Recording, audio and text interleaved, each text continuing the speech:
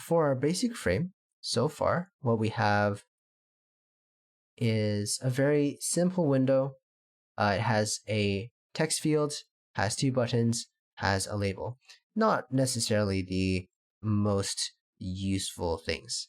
So the goal for this video is to, when I click this button, I'm going to have kind of like a counter in the title.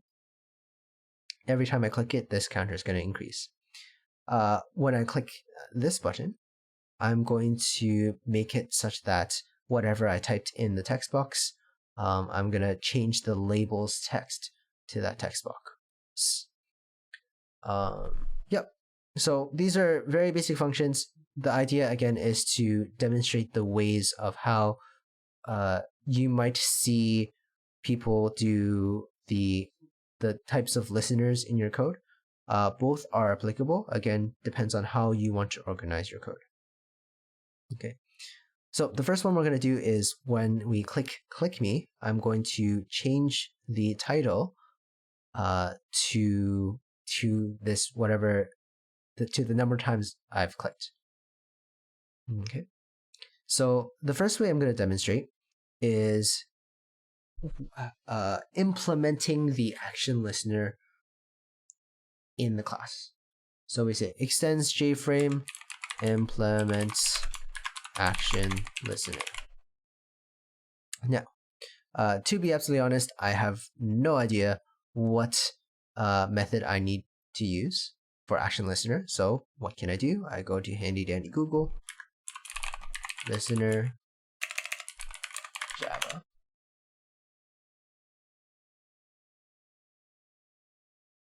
And then it says, okay, please implement the code, public void action performed, action event E. Easy peasy. So I just copy it, paste that into the code here.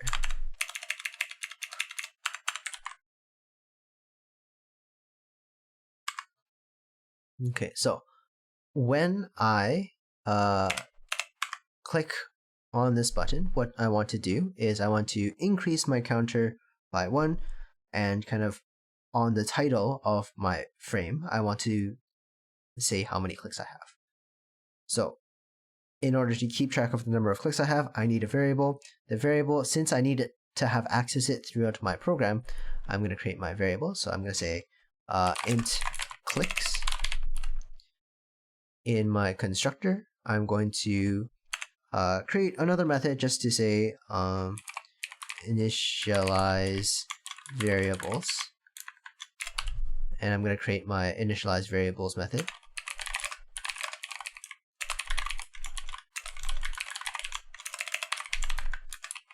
Again, I could have just put it in here. That's fine. I just want to put it as a separate method just so that it's easier for me to isolate these values. So initially, I want my clicks is equal to 0. That's what it's called, right? Clicks, yeah.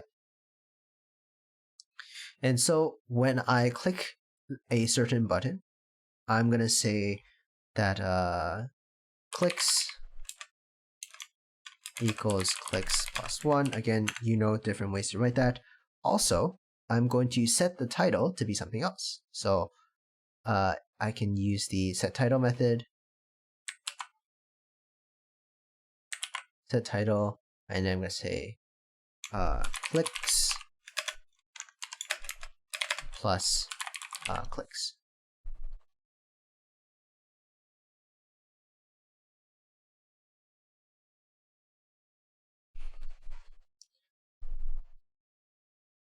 Still, there's nothing done yet. Why is there nothing done? Oh, well, okay. Let me demonstrate this. Oh,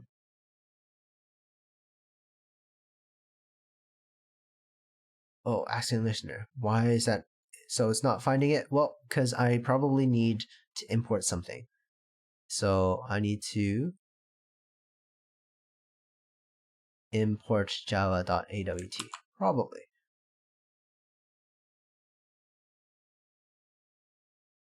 Event. Let's try.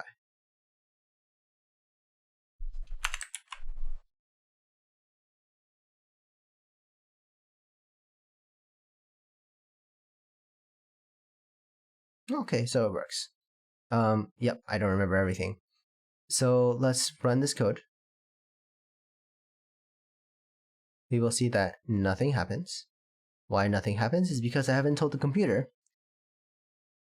which button to have a listener or which button to listen to. So I can go back to my basic frame and I'm going to add a listener to my button, specifically to my click button. So I'm also going to click button.add listener, I believe, and then I'm going to add this because this thing is an action listener. Let's see if this works.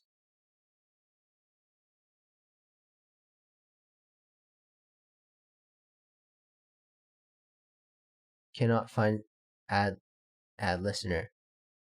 Maybe add action listener. I'm just guessing right now. And it works. Perfect. Add action listener it is. So we run this.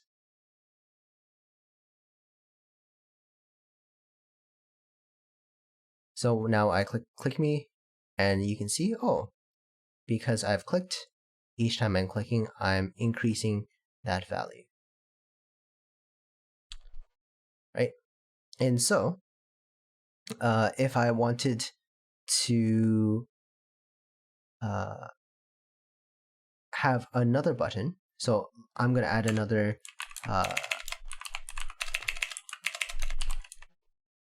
can't type.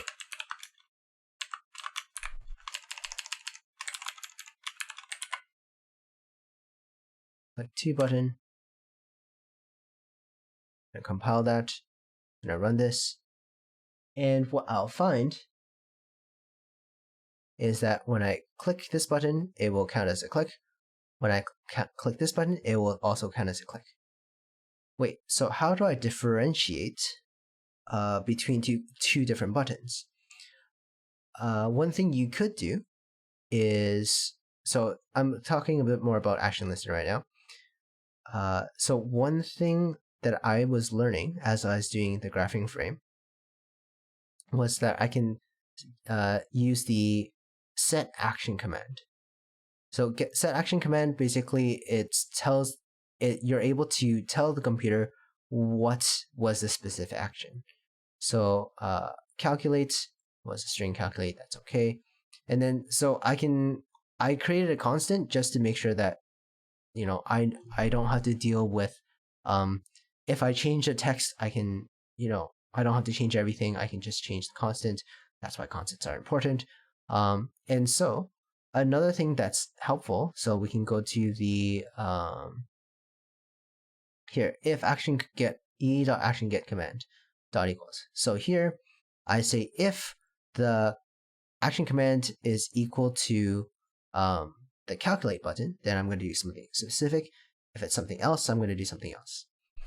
So let's take this to our basic frame. We're going to say, what was the code again? The code was set action command.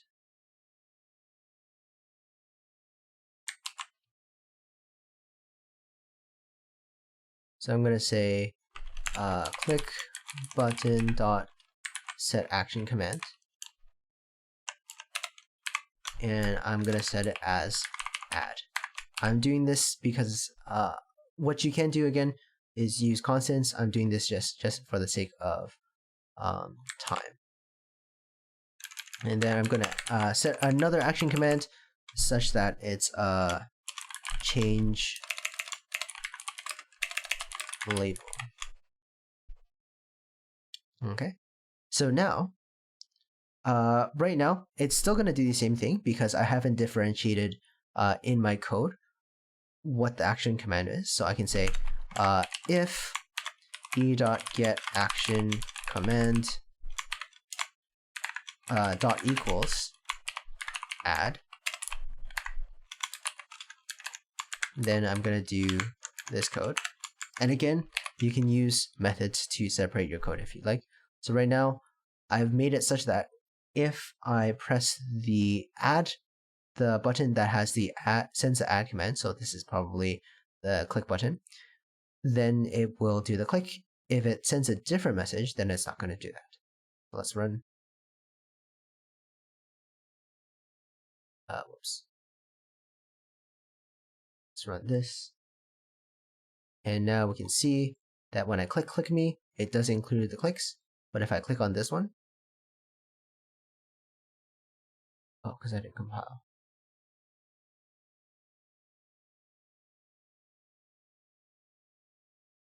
Because I forgot a bracket.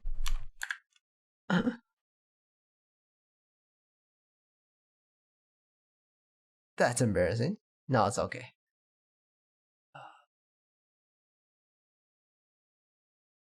Alright, if I click... It's not working at all. Why is that?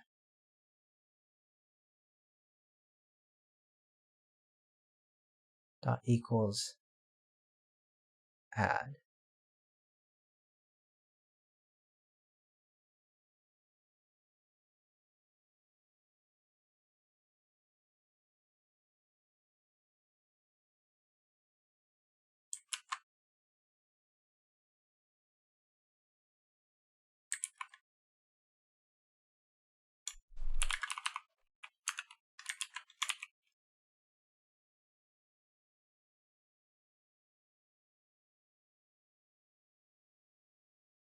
Ah. That's what happens when you copy and paste too much.